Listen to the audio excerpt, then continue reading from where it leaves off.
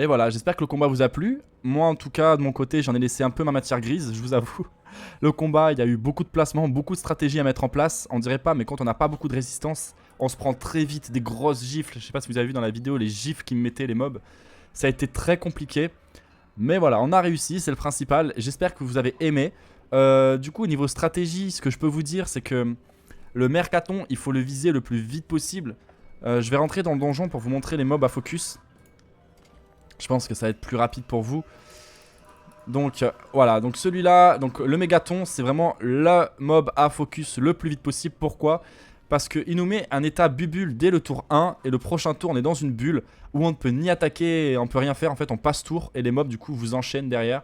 Donc le Mégaton est la personne à focus. C'est le perso à tuer le plus vite possible.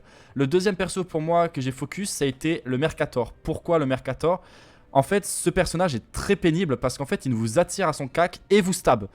Le problème d'une stab, c'est que derrière, on a le Kralaman et le Lardeville qui viennent vous mettre des gifles et qui peuvent littéralement vous one-turn. Donc le but pour moi, ça a été de tuer très rapidement le Mercator après le Mégaton. Une fois que ces deux-là sont morts, en fait, c'est assez tranquille parce que le Lardeville n'a que 3 ou 4 PM, pardon, donc il vient très rarement à votre cac. Le seul qui vous tape, c'est le Kralaman et ce qui vous tape, vous pouvez le régène avec le permage. Donc j'ai pu le tuer très tranquillement. Et une fois que je l'ai tué, lui il avait toujours 4 PM. J'ai pu m'éloigner, charger ma flèche et lui envoyer tout ce que j'avais dans le bide. Voilà la stratégie que j'ai utilisée pour ce donjon. Et maintenant on va parler de mon stuff. Alors mon stuff, c'est un stuff basique, full élémentaire et maîtrise critique. Vous allez me dire, mais pourquoi la maîtrise critique? Parce que je suis toujours avec l'anneau insensé dénouement. C'est extrêmement fort. Mon stuff est assez opti. Si vous n'arrivez pas à avoir un stuff aussi optique que celui-là, je vous conseillerais d'opter pour un stuff plutôt full élémentaire. Et on a des stuffs full élémentaires qui sont vachement bons avec abandon, ambition et neutralité, qui sont pour moi la base dans les stuffs élémentaires. Ou alors, vous pouvez aussi avoir un stuff distance élément qui marche très bien aussi.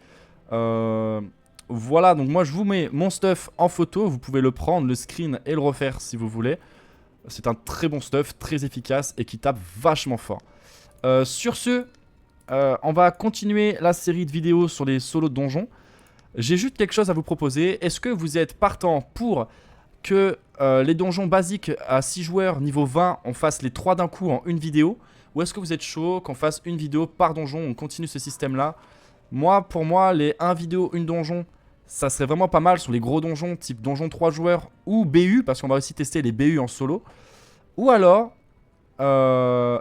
et du coup, laisser les donjons 6 joueurs basiques, entre parenthèses, en fait toute une tranche en une vidéo.